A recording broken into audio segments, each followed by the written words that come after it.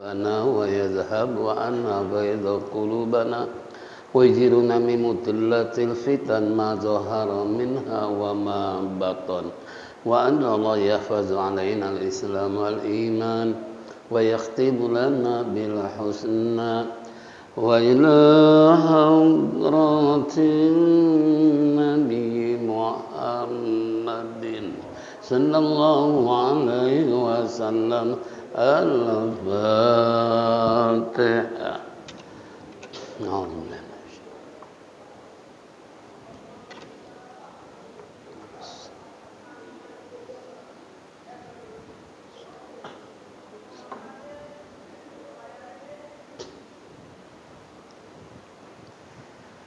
يا رب بالمصطفى بلغ مقاصدنا واغفر لنا ما مضى يا واسع الكرم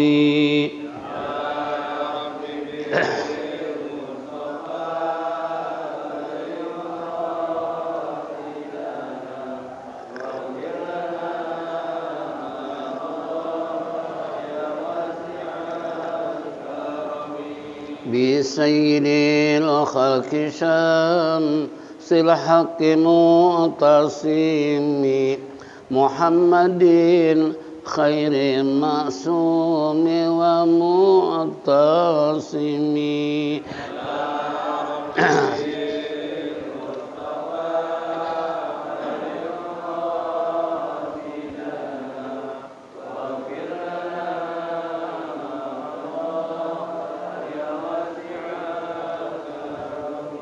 له فرارة حبيب الله حجته ومصدر الفضل والإرفان والكرم يا رب بالمصطفى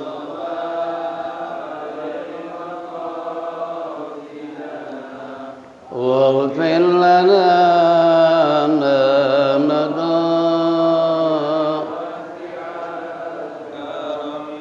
أصل الوجود وروح الكون بهجته زين الشمائل والأدب والسيم رب بالمصطفى أبلغ مقاصدنا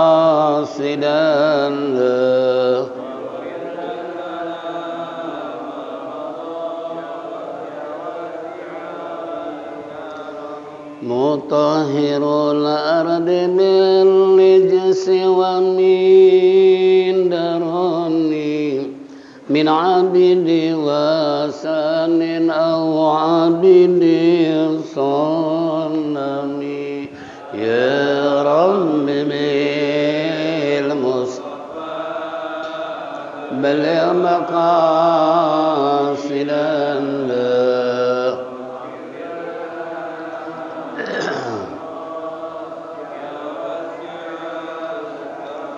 لله من ملك ذي الإنسان من سطر خير البريات من عرب ومن أجم يا رب بالمصطفى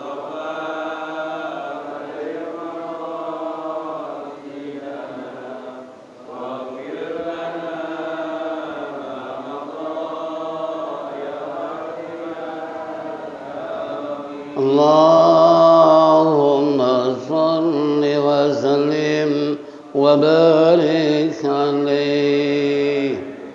بسم الله الحمد لله رب العالمين والصلاة والسلام على أشرف المرسلين سيدنا وشفيعنا ومولانا محمد وعلى آله وصحبه أجمعين. أما بعد فإن أصدق الكتاب الله خير الحديث هدي سيدنا محمد صلى الله عليه وسلم wa syarrul umuri muhdatsatuha wa kullu muhdatsatin bid'ah wa kullu bid'atin dhalalah wa kullu dhalalatin finnar. Wa qala al-musannif rahimallahu ta'ala wa adaman nafa bihi wa bi ulumihi fid dharaini amin. Wa qala ma'asyiral muslimin wal muslimat rahimakumullah. Bapak-bapak, ibu-ibu, hadirin jamaah Masjid Jami' Adia Guru Sya'ban yang saya hormati, kembali di pagi hari ini kita duduk bersimpuh bersama-sama dalam rangka menindaklanjuti talim rutin ba'da subuh di hari Sabtu. Oleh karena itu manfaatkanlah sebaik-baiknya untuk meningkatkan wawasan kita, memperkuat ukhuwah Islam di antara kita, dan sekaligus menanamkan iman dan Islam kita agar tumbuh takwa kepada Allah dengan sebenar-benarnya takwa. Harapan kita tentunya mudah-mudahan apa yang kita lakukan semua ini mendapat ridha Allah Subhanahu wa taala, taufik dan hidayah, rahmat dan inayah selalu menyertai kehidupan kita sehingga kelak mati husnul khatimah. Amin ya rabbal alamin. Hadirin jamaah rahimakumullah. Minggu yang lalu kita telah menyimak terkandung dalam tafsir Jalalain, kembali mukhtarul hadis, melanjutkan bahasan ad-darsus sadisu wa sab'una fi tahrimil khulwati bil i'nibiyati wa nazari ilal amri dal jamili. Ini pelajaran yang ke-76. Diharamkan berkhalawat dengan orang asing atau yang bukan mahramnya dan memandang kepada pemuda yang al-amlajal jamal, yang tampan. Ini pelarangan ini tentunya bukan sekadar judul yang dibuat oleh musannif, namun bersumber kepada Al-Quran maupun hadis baginda Nabi kita Muhammad sallallahu alaihi wasallam. Ayat pertama, qala Allah Ta'ala wa iza sa'altumuhunna manawan fas'aluhunna min wara'i hijab. Wa qala ta'ala qul lil mu'minina yaghussu, yaitu yaghuddu min absarihim wa yahfazu furujahum. Wa qala ta'ala inna sam'a wal basara wal fuada kullu ulaika kana anhum mas'ula. Wa qala ta'ala ya'lamu kha'inatal a'yun wa ma tukhfis sudur. Rawal Bukhari an Ibnu Abbas radhiyallahu anna Rasulullah sallallahu alaihi wasallam qala yalakhnu ahdukum bimra'atin illa ma'azim mahramin wa mislul khulwati bil ajnabiyatil khulwati bil amradal jamil. Ini kandungan dalam judul masalah tadi, diharamkan berkhalawat. Kalau berkhalawat kan menyendiri atau menghindarkan dari masyarakat yang penuh dengan kemaksiatan karena khawatir terlibat di dalam melakukan kemaksiatan. Seperti contoh Nabi kita Muhammad sallallahu alaihi wasallam, beliau selalu berkhalawat di Gua Hiro. Padahal jarak antara rumah beliau dengan Gua Hiro itu sangat jauh, bahkan kenaikan gunung pun itu mencapai 1000 meter. Belum lagi turunnya 200 meter. Itu Gua Hiro. Rasulullah selalu berkhalawat di Gua Hiro, merupakan hal penghindaran diri supaya jangan sampai mereka bergaul dengan orang-orang masyarakat Arab dengan minuman, perjudian, perjinahan, perampokan dan lain sebagainya dengan menyembah para bah. Nah, ini Rasulullah menghindar supaya jangan sampai terpengaruh. Apa kata Allah? Yang pertama, wa idza sa'altumuhum, apabila kamu meminta kepada wanita ajnamiyah, artinya wanita asing, apakah itu janda, apa itu gadis, fas'aluhunna, maka mintalah kepada si perempuan tersebut miwaroi hijab, di belakang hijab alias tirai. Ini gaya orang-orang dulu pacaran ya. Orang dulu namanya pacaran, si laki-laki di depan, si perempuan di dalam. Jadi ngobrolnya tertutup oleh jendela dan pintu. Zaman dulu. Sekarang belak-belakan. Ini kan, kalau dulu seperti itu, karena saya ya bukan berarti saya nggak pengalaman, cuma perhatikan di kampung-kampung tuh yang mana orang pacaran nggak boleh merenang, ngobrol berdua sebagaimana tadi dijelaskan oleh Allah Subhanahu Wa Taala. Itu mereka kalau misalnya si cowok di depan, si cewek di dalam, nggak boleh mereka saling pandang, apalagi berhempitan, apalagi mereka asik indahoi. Itu orang dulu. Kalau sekarang zaman now kira-kira gimana? Ini jangankan di kota, di kampung lebih hebat lagi. Karena suasana istilahnya masih suasana daerah, masih asri, masih sunyi orang. Kalau Jakarta kan banyak orang lalu lalang 24 jam di mana-mana ada. Makanya pemerintah upaya di setiap gang dibuat taman. Buat apa taman? Tujuannya buat anak bermain. Karena rumah nggak ada halaman, maka dibuatkan taman. Disalahgunakan anak remaja-remaji. Buat apa? Acara. Padahal kata Allah, wala taqrabuz zina. Jangan kamu dekati zina.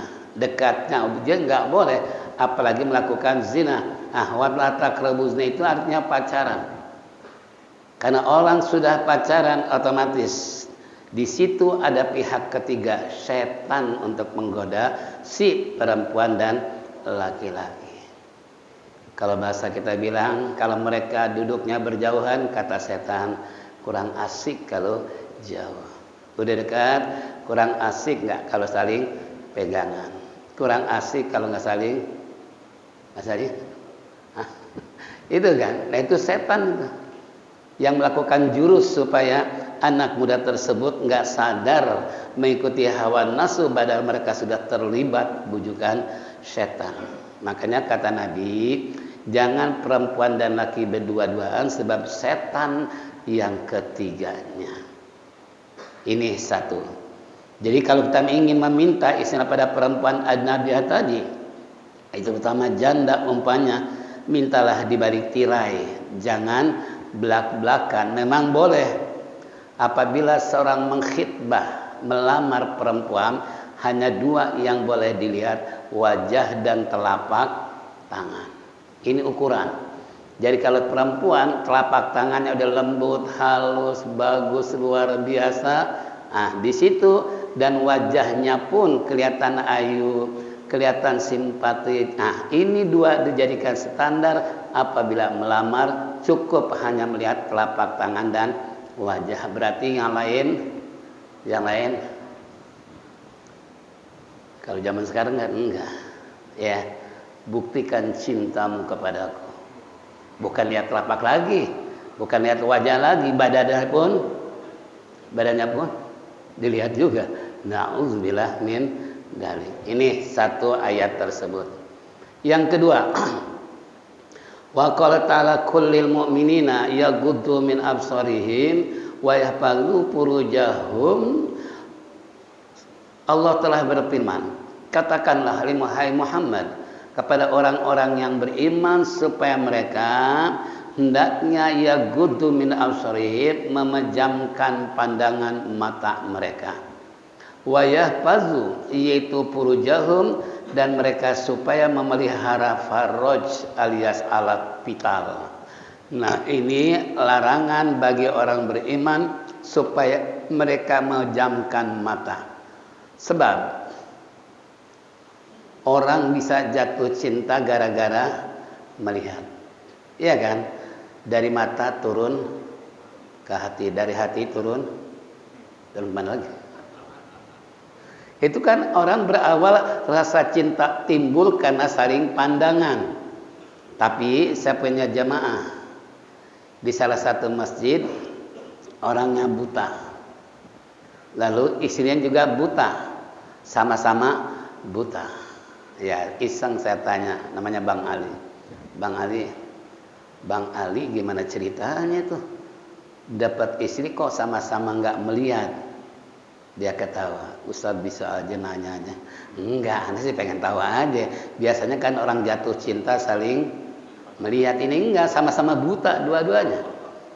Nah, rupanya bukan pandangan mata yang pakai, tapi pandangan hati. Begitu perempuan dengar suara Bang Ali, ini dia kayaknya calon gue. Disangka kali melihat, nggak taunya sama butanya. Ya Allah, Rabbi. Itu kan. Nah, perempuan laki juga Kang Ali mungkin mengira si perempuannya melihat, ternyata apa? Itu cuman gesekan hati. Kalau bahasa kita dari hati ke hati. Walaupun tanpa melihat dia sosok baik laki maupun perempuan, namun di situ menyatukan hati mereka untuk menjadi suami istri, toh nggak jadi masalah. Tapi anehnya anaknya dua, itu nggak ada yang buta. Coba kebesaran Allah kayak apa? Makanya orang-orang buta itu lebih tajam daya tangkapnya daripada orang yang buta, yang melek. Terkadang kita melihat untuk mencerna, untuk istilahnya menanam dalam hati, itu terkadang bisa, terkadang tidak. Kalau orang buta, begitu mereka melihat, begitu mereka dengar langsung, makanya nggak sedikit orang buta hafal Quran. Kita orang melek Yasin aja nggak apa-apa. Itu kan. Nah, jadi buat kita pelajaran semua. Sampai saya waktu itu maka Edi Jubaidi ya, waktu kepala Bajis, saya dengan siapa waktu itu ya. Nah, kemudian kita duduk, ajudannya bilang, Pak Ustadz, maaf, Bapak kepala lagi ada tamu, tunggu sebentar, nanti habis tamu baru Pak Ustadz masuk. Di samping saya ada orang buta. Lalu dia ngomong, oh pantesan, bau minyak wangi, gak taunya di sisi saya orang, apa? Ustadz, lain dengan saya. Bau minyak apa? Minyak apa? Itu tahu aja. Dengar sekilas saja tahu. Pantesan wangi, nggak tanya Ustaz. Saya mau dia bau apa? Bau minyak. Ya Allah Rabbi. Itu kembali tadi, ya. Allah memerintahkan orang beriman supaya memejamkan pandangan hati, bukan seluruh rapat kita nggak melihat sesuatu. Nah, kalau kita punya mata ditutup alias merem kalau jalan, apa yang terjadi? Makanya suruh memejamkan dalam artian sekedar untuk tidak memandang persis. Kenapa sih kuda harus pakai kacamata? Kuda kenapa harus pakai kacamata? Kalau nggak pakai kacamata, kira-kira kuda gimana?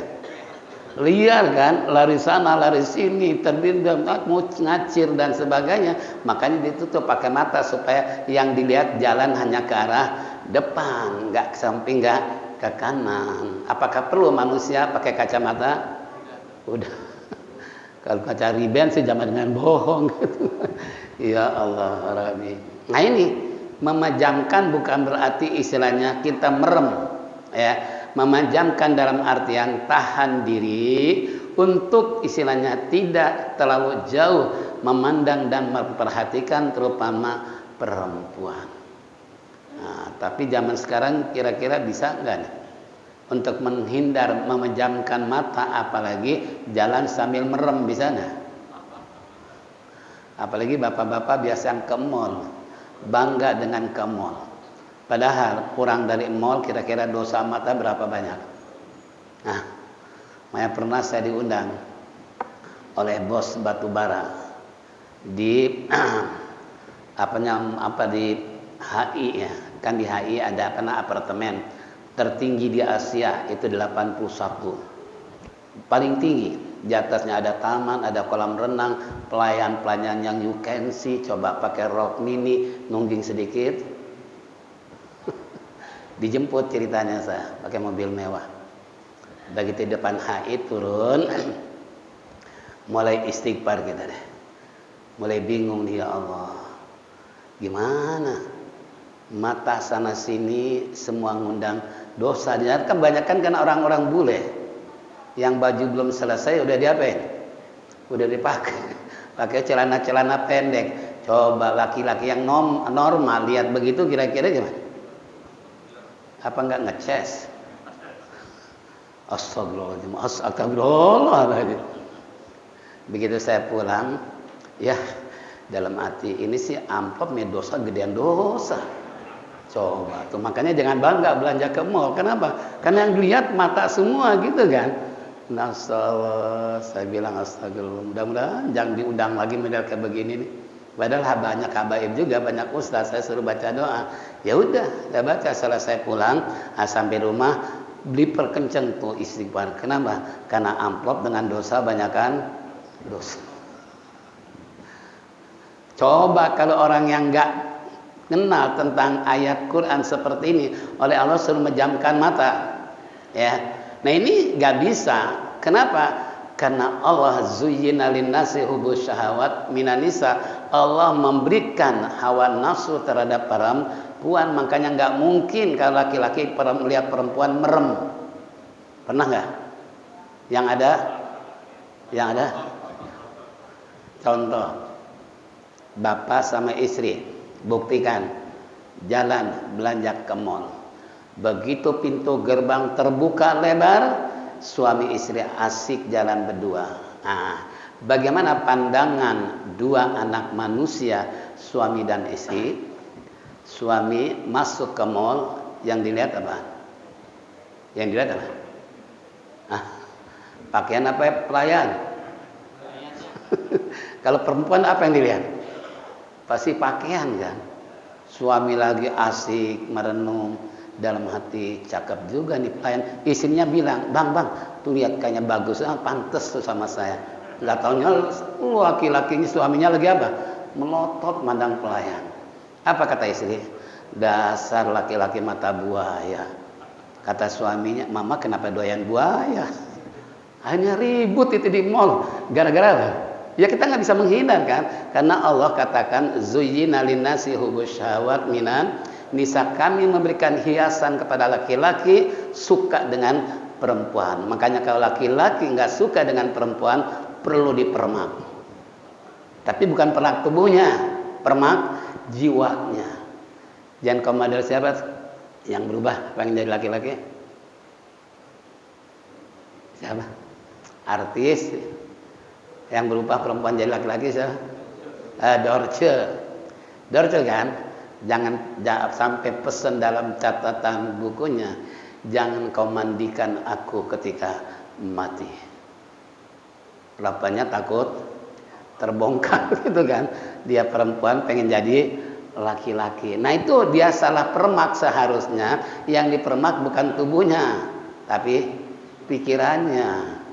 Ini enggak mobil rusak, yang dibetulin bodinya, mesinnya enggak, ya selamanya mobil rusak, gitu kan? Manusia juga sama.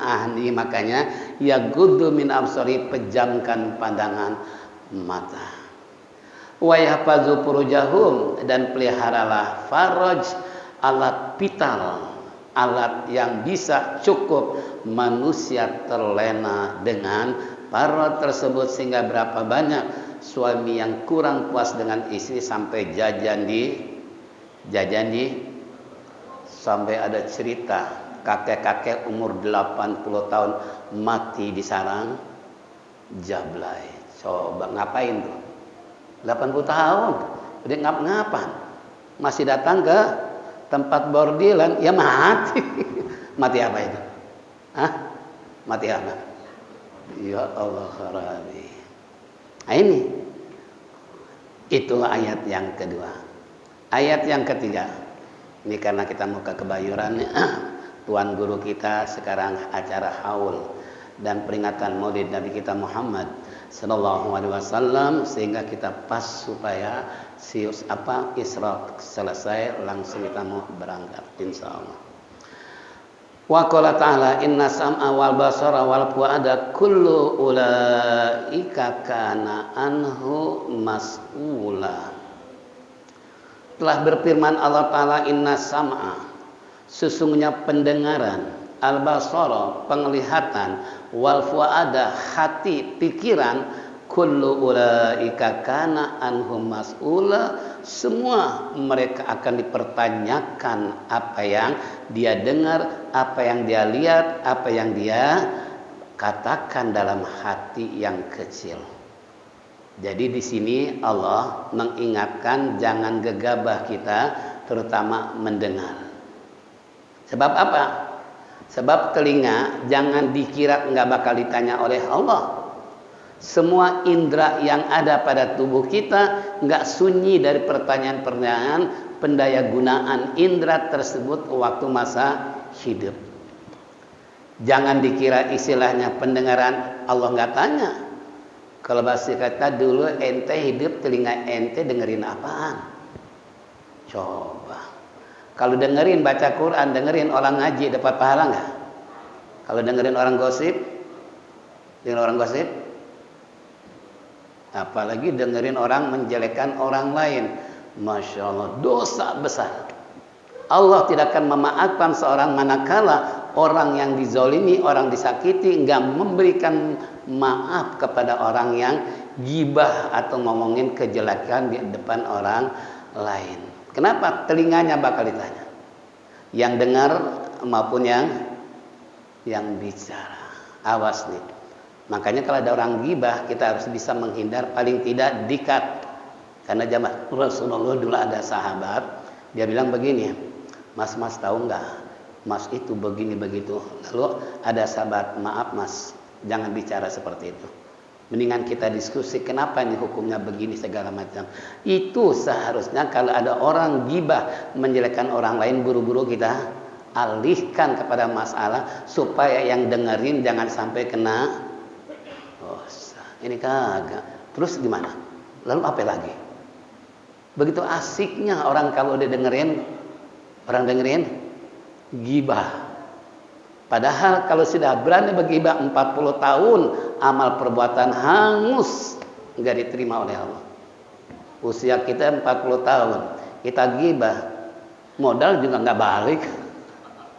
Bermodal, yang ada apa? Yang ada dosa gitu kan. Ini jaga telinga. Jangan dengerin orang yang suka ngomongin kejelekan orang lain, lebih baik kita menghindar. Maaf deh, aneh perlu nih. Kalau dia ngomong, tahu nggak mas ini begini, mbak ini begini, buru-buru maaf, saya ada perlu. Udah tinggalkan, biar ngoceh sendiri dia. Kalau ngoceh sendiri kira-kira bener apa orang stres? Itu kan, ini hati-hati telinga nih. Ya, jangan sampai kita mendengarkan orang-orang yang mengkuncikan orang lain, sebab Allah ancam wailul likulli humazatil lumazah. Celaka mereka yang mengupat orang. Mengupat artinya menjelekin orang lain. Makanya kita nggak perlu emosi. Kalau dengar orang begitu jangan marah, biarkan. Biar puas, karena Allah tetap mengetahui dan Allah akan balas semua apa yang kita dengar. Dengar dangdutan kira-kira gimana? Dengar dangdutan? Apalagi joget. Kata Oma kan dunia tanpa musik sepi. Gitu kan?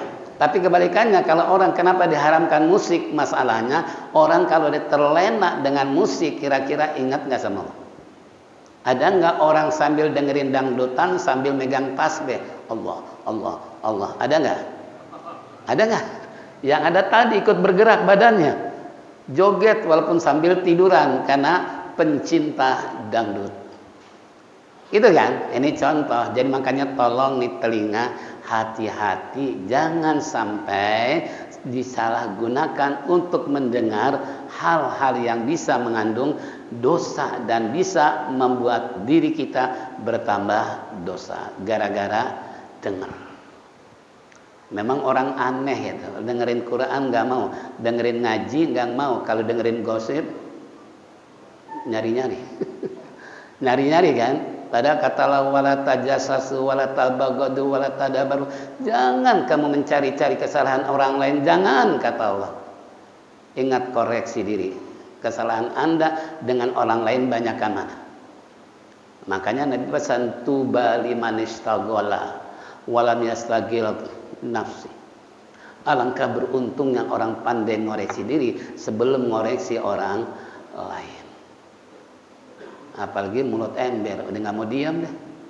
Mau ngomong lo ngoceh kan udah kebiasaan. Nanti orang lain diocehin, lambat laun bisa istrinya juga diomongin. Kejelekan istri, kejelekan keluarga, kejelekan segala macam, kena kehabisan modal. Setelah orang lain diomongin, enggak ada lagi modal, istrinya diceritakan. Itu na'udzubillah min dzalik. Ini sam'a, pendengaran, awas jangan sampai salah dengar. Nah, kalau sekarang kita di satu sisi ini TV nggak bisa nyala kalau jadul. Tuh jadul. Kalau nggak pakai digital. Orang lagi susah cari duit. Nggak bisa nonton TV, makin stres. Makin stres nggak? Seharusnya terhibur dengan sinetron. Cinta di atas cinta. Coba.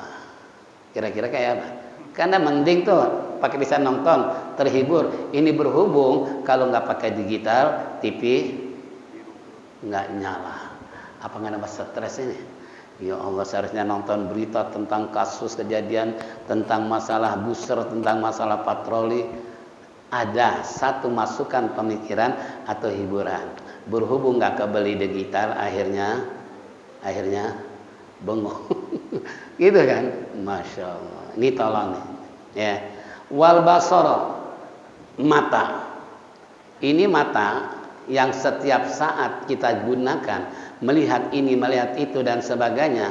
Makanya ada satu riwayat hadis, ketika kita membuka pintu itu 6.000 dosa sudah ada di hadapan kita.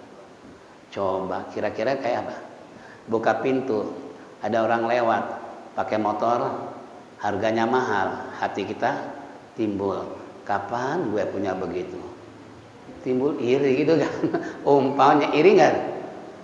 Buka pintu ada perempuan pakai celana pendek, Masya Allah. Mending kalau masalahnya alhamdulillah. Dosa nggak? Dosa kan? Pokoknya apa saja begitu buka pintu melihat sesuatu yang bisa mengandung dosa, itulah dosa mata. Makanya orang-orang sufi ahli tasawuf mereka nggak mau keliaran hidup kian kemari, apalagi jalan-jalan, apalagi kasat kerusruk mencari kesalahan orang lain. Itu lebih baik dia zikir, lebih baik ibadah. Makanya saya waktu ke Yaman ada seorang waliullah masih muda, orangnya ganteng luar biasa. Itu nggak pernah keluar rumah. Waktu itu saya pakaikan peci mencung gitu ya, kayak peci siapa di Kalibata itu, Habib Kuncung ya, kayak model gitu. Terus megang tasbihnya gede-gede tuh. Kita suruh megang, kemudian bacakan doa oleh beliau. Ini karena nggak pernah keluar rumah, nggak pernah kena sinar matahari, tapi badannya putih bersih. Itu kerjanya cuma apa? Wirid zikir, tapi anehnya orang pada datang. Coba bayangkan. Kenapa? Ya mungkin tadi dia nggak mau nanti matanya ditanya oleh Allah, digunakan apa mata kamu. Nah kalau mata kita disalahgunakan, terkena poin di sisi Allah, akan diminta pertanggungan jawab gara-gara mata. Makanya orang-orang sufi lebih baik memilih di rumah daripada jalan-jalan. Kalau kita sebaliknya, lebih enak nikmat jalan-jalan daripada di rumah, sehingga dosa semakin bertambah. Orang kalau dosa semakin bertambah, maka tertutup dia punya hati untuk mendengar kebenaran. Nasihat orang nggak peduli, yang penting merasa dirinya benar. Ini sudah orang yang tertutup mata hati, penuh dengan dosa. Ya, makanya di sini kembali kepada kita semua. Yang ketiga, wal fuada, hati. Kata Nabi, manusia akan tergantung segumpal darah. Kalau segumpal darah baik, semua ikut baik. Kalau segumpal darah rusak, semua amal perbuatan ikut rusak. Apa itu ya Rasulullah? Al-qalbu, hati. Ini berarti peranan hati sangat luar biasa. Ya, makanya saya mengutip dalam ayat Al-Quran. Di sana ada dalam surat Az-Zumar tuh. Apa man syarahallahu sadrahu lil Islam bahwa ada nuri mir rabbih. Apa man sarahallahu sadrahu lil islami fahuwa ala nuri mir rabbih fawailul lil qasiyati qulubuhum min dzikrillah ulaika fi dhalalim mubin. Barang siapa orang yang dilapangkan dadanya oleh Allah lil Islam, karena untuk mengagungkan Islam, untuk membesarkan Islam, fahuwa ala nuri min rabbih, mereka adalah di atas cahaya Allah. Apa man sadrahu lil Islam, barang siapa orang yang Allah sarrahu, sempitkan dia punya hati, lalu melakukan keburukan, sungguh hatinya bukan untuk Islam, fahuwa ala nuri min rabbih, dia adalah atas nur dari Tuhannya, namun fawailul qasiyati qulubuhum, alangkah celakanya orang kalau sudah punya hati yang keras. Min dzikrillah, terutama yang mereka istilahnya tidak pernah zikir dan tidak pernah mengingat Allah, mereka adalah orang-orang yang sangat jelas sesatnya. Nah, jadi gimana upaya kita supaya hati kita selalu lapang? Harus selalu istilahnya terbuka, lapang dada. Ya. Sebab kalau orang udah lapang dada, dia penuh dengan toleransi, penuh dengan rasa tawadu, penuh dengan rasa menghormati orang lain kalau dadanya sudah dibuka oleh Allah. Kenapa? Karena di sana ala nuri marabihi, di atas cahaya Allah. Jadi Allah tanamkan kepada jiwa seseorang dengan cahaya. Nah, sehingga kalau cahaya yang berbicara, tidak akan sedikit pun dia bicara hal yang jelek, apalagi menyakiti hati orang lain. Kenapa? Karena hatinya penuh dengan cahaya Allah.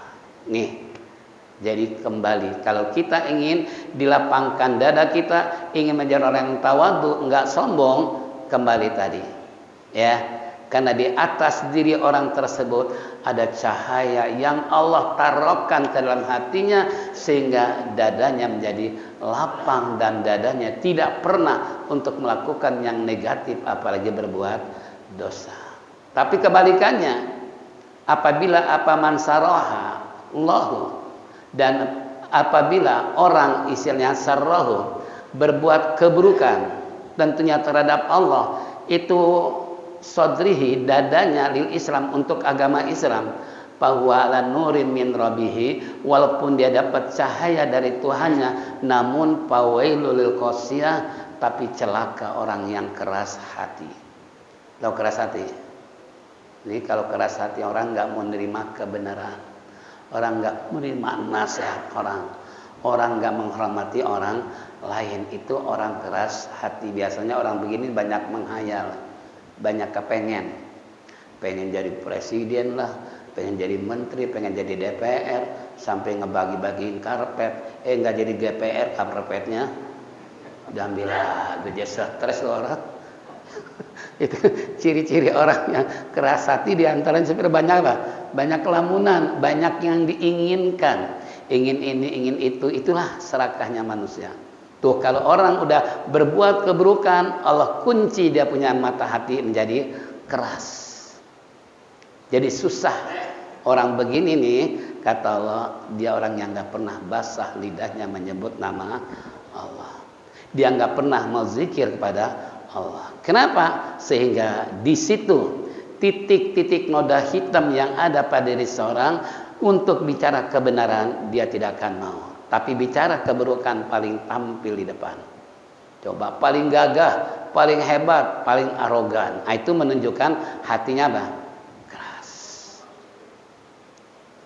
Termasuk kita nggak? Kita keras hati nggak? Atau lembut hati? Makanya Nabi bilang, takabbaru ma'al mutakabbirin, tawaddu ma'al mutawaddiin. Kalau orang sombong tuh kita harus lawan sombong lagi. Jangan dibiarkan, sebab selamanya dia akan berbuat dosa kalau enggak kita lawan dengan kesombongan. Tapi kalau orang tawadu, rendah diri, hadapi dengan rendah diri lagi. Dia hormat, kita hormati lagi. Kalau dia arogan, lawan dengan arogan lagi. Tujuannya sedekah. Jadi kata baginda Rasulullah, at-takabbaru mal mutakabbirin sedekatun. Ya, atawadul mutawadiin sadaqatun. Orang yang sombong hadapi dengan kesombongan lagi itu dapat pahala. Tapi kalau orang tawadu yang rendah diri, monggo silakan. Ini enggak. Main apa? Main apa? Ya, main nyerobot aja. Ada satu musala cerita jamaah. Di situ biasanya kalau orang-orang NU akan jadi imam saling dorong-dorongan gitu ya. Kalau nggak dibuat itu kan oleh pengurus masjid, siapa yang jadi imam rawatib, itu nggak boleh jadi imam. Kecuali yang dijadikan ditetapkan oleh pengurus masjid jadi imam rawatib. Mereka saling dorong nih, timbul celana cingkrang, nggak pakai peci, langsung nyerobot. Dia nggak peduli itu, ya. Itu namanya orang arogan. Orang apa? Sombong. Dia nggak punya adab dalam tata cara menjadi imam, gitu kan? Nah ini contoh. Jadi makanya kata Rasulullah tidak boleh seorang tamu menjadi imam di kampung orang lain. Ya, ini kembali.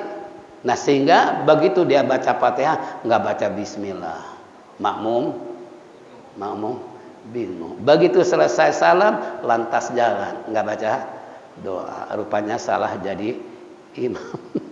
Itu kan salah pilih jadi imam. Makanya pernah saya terjebak juga. Jadi bapaknya orang Banten, orang Serang. Anaknya hafal Quran. Ustaz, tolong dong anak saya ajak suruh khutbah gitu karena hafal Quran. Nah, suatu hari Jumat tuh saya utus ke Masjid Al-Barokah Utan Panjang. Kemudian dia khutbah. Begitu baca Fatihah nggak baca Bismillah. Ketuanya Ustadz Iskandar waktu itu tukang gado-gado orang Kuningan. Begitu sholat dipanggil dicaci maki. Ustadz tahu nggak? Yang ngutus ke sini siapa? Ustadz Anwar. Ustadz Anwar itu nggak pernah nggak baca Bismillah. Kok Anda yang diutus malah nggak baca Bismillah? Udah gitu nggak pakai sarung lagi. Boro-boro pakai jubah gitu kan. Ya Allah, habis-habisan sampai mukanya merah. Laporan. Begitu saya ngajar di sana, Ustaz, maaf kalau temannya cerita diomelin saya. Kenapa? Habisan. Kenapa? Lah Fatihah enggak baca Bismillah. Gitu kan? Nawarin juga enggak. Ini termasuk orang yang sombong. Nah, ini kembali. Hanya saya minta maaf juga, saya kapok tuh mulai dari situ, nggak mau ngutus orang yang nggak dikenal, walaupun kata bapaknya apal, memang apal Quran, tapi saya nggak doyan Bismillah. Itu naudzubillah min dzalik. Ya, namanya produk tahfidzul Quran, kita jangan merasa bangga. Kenapa? Dia mencetak hanya satu jurusan Quran doang, salawatnya, yang lain adabnya hati-hati. Jangan bangga pesantren tahfizul Quran. Keluaran pesantren benar hafal Quran, tapi nggak pernah baca Quran aja yang dibaca, yang lain nggak ditengok. Ini ya, bukan berarti kita nggak setuju, tapi berdasarkan pengamatan dan yang sudah terjadi seperti itu akhirnya anti sholawat. Adab nggak dipakai karena merasa dirinya hafal Quran, merasa dirinya pintar baca Quran, timbulnya apa? Sombong. Sedangkan kata Allah, innallaha la yuhibbul mutakabbirin. Allah nggak suka, Allah nggak senang kepada orang yang sombong. Makanya nggak boleh jadi imam orang yang sombong. Haram, dosa. Ini berebut pengen jadi imam, nggak ngoreksi diri. Ada saya punya jamaah di daerah Gunung Sari. Ustaz, saya bukan gak mau jadi imam. Saya masih suka senang ngobrol di jalan, makan di warteg. Makanya saya gak mau imam. Kenapa? Saya sadar diri, belum pantas saya jadi imam. Nah itu kan namanya sadar diri, ya, bahwa dia banyak dosa, gak pantas, apalagi pengen dipanggil ustadz umpamanya. Nah, ini na'udzubillah min dzalik. Jangan, kita harus koreksi diri siapa yang boleh jadi imam dan bagaimana persyaratan jadi imam. Jangan sombongnya doang, tapi adabnya Makanya al-adabu khairu minal ibadah, adab lebih baik daripada ibadah. Sehebat-hebatnya ibadah tapi akhlaknya bejat, jangan sekali-kali coba pengen jadi imam. Kita nunjuk imam begitu, kita kena dosa. Makmum enggak sah. Sah enggak? Allahu Akbar. Ya, dia jadi imam. Udah ngeluh tuh. Diterima apa enggak gue nih? Gitu kan? Itu makanya enggak boleh. Tolong nih bapak-bapak jamaah, jangan ambisi pengen jadi imam. Jangan. Kita harus koreksi diri, udah benar apa belum. Kalau belum, lebih baik ngundurin diri. Walaupun disuruh, maaf saya belum pantas jadi imam, sebagaimana tadi jamaah bilang belum pantas buat saya jadi imam. Nah, ini kembali. Jadi kalau orang fawailul lil qasyati qulubuhum min dzikrillah ulaika fi dhalalim mubin. Apabila mereka celaka, artinya disiksa, dikutuk oleh Allah manakala punya hati keras, enggak mau nerima nasihat orang lain, enggak mau nerima kebenaran, enggak pernah nengok orang lain sebagai pembelajaran, merasa dirinya paling pintar. Ingat cerita iblis ketika dialog dengan Allah. Ya iblis, ma mana'aka li asjuda li Adam. Iblis, kenapa sih ente enggak mau sujud sama Adam? Gitu kan? Kan sama-sama saya jadikan. Ente dari api, Nabi Adam dari tanah. Apa kata iblis? Dengan congkaknya dibilang, ya Rabbi, bahwasana ana khairun min khalaqtahu min nar wa khalaqtahu min tin. Ya Rabb, kenapa saya enggak mau sujud pada Adam? Saya lebih baik daripada Adam. Saya dibuat dari api, Adam dari tuh. Berawal orang sombong dari iblis. Itu. Saya lebih baik, saya lebih benar. Wah, saya lebih pintar segala macam. Itu iblis sebetulnya, gesekan iblis yang membisik di dalam hati umat Rasulullah sallallahu alaihi wasallam. Ini contoh itu dalam Al-Quran. Yang terakhir, wa qala ta'ala ya'lamu kha'inatal a'yun wa ma tukhfis sudur. Allah telah berfirman, Allah mengetahui khainatan apa dan siapa yang berkhianat dalam pandangan mata mereka, wa ma tukhfin adan apa-apa yang disembunyikan di dalam dada mereka, Allah tahu. Awas, jangan jadi pengkhianat dalam kehidupan. Di samping ciri-ciri orang munafik juga itu termasuk dosa besar manakala kita berani berkhianat kepada orang lain. Itu naudzubillah min dzalik. Nah, inilah hadirin jamaah rahimakumullah. Tinggal hanya satu hadis nanti insyaallah ke depan. Mudah-mudahan sajalah panjangkan umur sehat walafiat, bertemu kembali pada Sabtu yang akan datang, dan semua yang kita dengar jadikan ilmu yang bermanfaat. Mari kita tutup dengan zikir tauhid. Falyatafaddal masyhura. Yang ingin kebayuran silakan nyoba kendaraan masing-masing. Nanti ketemu insyaallah kita di sana, karena saya sebagai ketua Majelis Alim Gabungan Kemayoran, mau nggak mau kata Pak mantunya Mualim, kalau orang Kemayoran datang seperti masakan tanpa garam. Itu saya ngomongin gitu kemarin. Ya Allah, yang benar Pak Andi, benar lah. Mualim kan paling banyak ngajar di mana? Di Kemayoran. Kalau nggak datang perwakilan Kemayoran, saya sedih katanya. Insya Allah deh nanti datang. Ini termasuk, inilah mari tutup dengan zikir tauhid. Falyatafaddal masyhur.